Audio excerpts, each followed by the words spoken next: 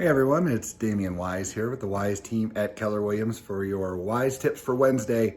And while we're all home, things are bound to happen. We're painting rooms, we're doing things that we wouldn't normally do, maybe we put off for a while. Well, today we ran into a little problem.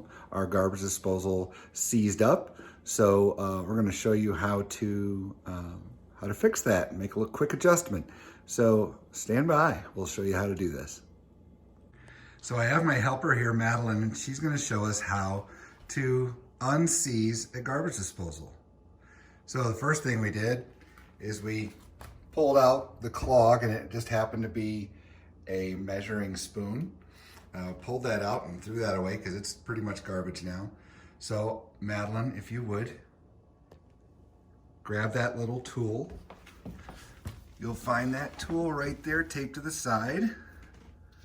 Yeah, that's the one. Now hold it up here to show everybody.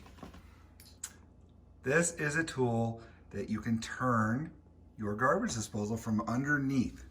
So underneath, you see where you can put a little wrench right in the middle? Yeah, does that matter which side? Nope.